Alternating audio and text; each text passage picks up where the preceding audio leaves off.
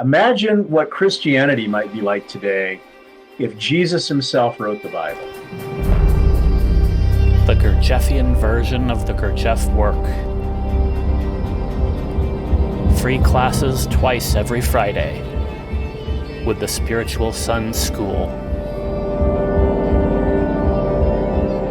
Kind of a strange question, right?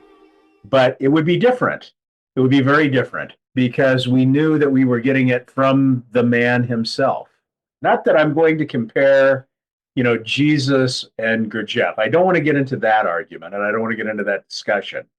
But what I do want to draw attention to is that Gurdjieff is a major teacher of spiritual things who realized that it was important to take the time to put the gist of his own teachings in writing. So we don't have a question about what the basics of the Gurdjieff work are, what Gurdjieff's goals in teaching it was, and what methods he meant to be used. We know what they are because he told us. He wrote it and gave it to us. I think that's remarkable. It is, and I think he knew, right, that religions tend to get wiseacred over the years. They tend to degenerate. People make stuff up and change it. Yeah, horribly.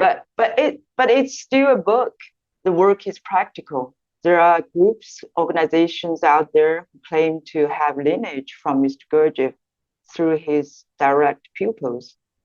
So isn't learning from them a living lineage better than learning from a dead book? Oh, yeah, it's true that we need to work with people. I mean, it's contact with people that, keeps the work alive. But the problem is that things, as we mentioned before, can get distorted over time. So what you need is people that have accumulated knowledge and experience in transmitting the work, transmitting the inner exercises, and that can provide the kind of feedback that people need to be able to look at themselves more objectively.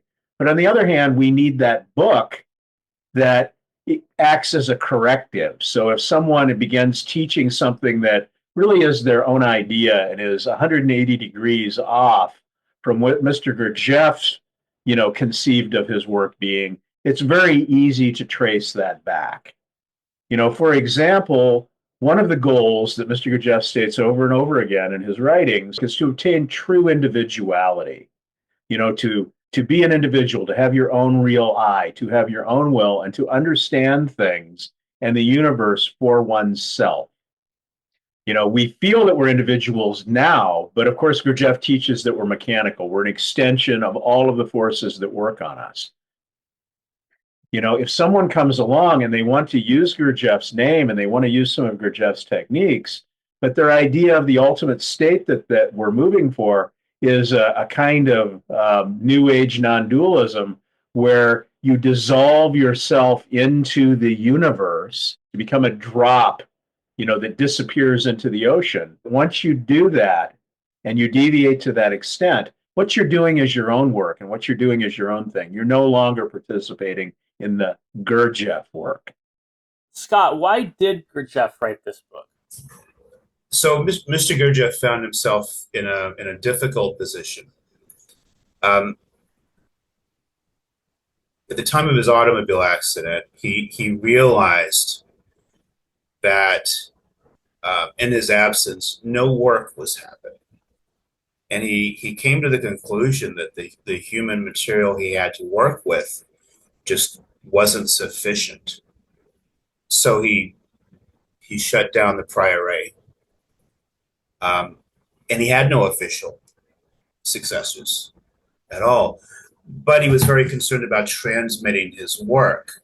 So he wrote Beelzebub's Tales as sort of a last will and testament. It's the definitive exposition of his work.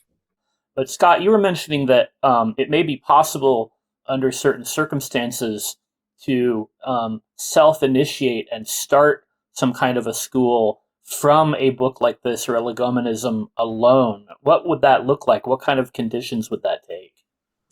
Well, yeah, and that brings up a good point because, in one sense, all initiation is self-initiation. But we have a very specific example of what you were just talking about at the end of the chapter on the holy planet Purgatory. We read about a group of seekers who discovers not even a complete legomenism, but a partial legomenism. And through sincere and sustained efforts over a couple of generations, are able to discover a way of beginning to work on themselves. So in the absence of Baraka, fairy dust, whatever is allegedly passed on, they were able to take the text and begin working. Now they were particular men in a particular circumstance. That's probably not an ideal situation. And it's debatable whether it's possible today, particularly in the contemporary West, with the severity of the abnormal being conditions and the degeneration of human material. Nonetheless, it's clear that it is possible. So which chapters of Beelzebub would be sufficient to self-initiate and start a new line? The Arch Preposterous, maybe? Probably Purgatory, right? I don't know. I would hate to pick, right? The chapter of Why Men Are Not Men. Right.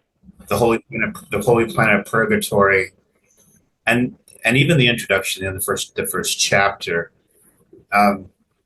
wouldn't give you everything you wanted, but you can't always get what you want. But if you try, sometimes you get what you need. Yeah. And those might provide a sufficient basis to begin working. Well, it cannot be denied that Beelzebub's Tales is a difficult book, especially when we try to read it for the first time. We all had this experience that there are layers and layers of meanings to be extracted, many connections to be made, not mention those obscure terms he created and the writing style. Like he used these very long sentences and repetitive wordings. But there are lots of other books written by his direct pupils, such as Ouspensky and Maurice Nicoll. Can we just read those material instead of the tales? Problem with the books by, the followers is that they're going to contain, they can't contain a level of understanding beyond the level of the author. So at some point, you're going to have to go back and also verify those books the same way you have to verify oral teaching, by reading Beelzebub's Tales. Nicoll, for instance, Nicoll's writings never really get past the second conscious shock. Yeah. They mention it, but then he sort of says, well, we're not going to talk about that past that point. So, you just don't get anything past that. And that's really not even midway through what you need to know. The difficulty that we find in Beelzebub's Tales isn't accidental. It's not because Mr. Gurdjieff wasn't a competent writer. He explains in great detail at the beginning of the chapter that he needs to write this way in order to have you pay attention in the correct way and in order to bypass your fictitious consciousness. That this was the necessary way. He says he's going to invent a whole new way of writing and a whole new way of logic, a whole new system of logic to present these ideas, not because of his own idiosyncrasies, but because of our condition. So he's writing in such a way, trying to bypass the fictitious consciousness. So when we read this other material, this fragmentary material from other writers, we're skipping over a very essential element in Beelzebub's Tales, and what happens is the fictitious consciousness just eats it all. And in fact, not only does the fictitious consciousness eat it, it crystallizes there. And we've actually found in working with students that the more time they've spent, for instance, with the Ouspensky material, the more difficult it is for them to actually begin the work. He also says that reading the book is a very, very good way to train and increase your attention. And in the end, in spiritual work, attention is our primary tool. It's the one thing we have that's our own that we can begin to use to wake ourselves up. The Spiritual Sun School. Free online Beelzebub's Tales classes twice every Friday. Just the way Gurdjieff would have wanted it.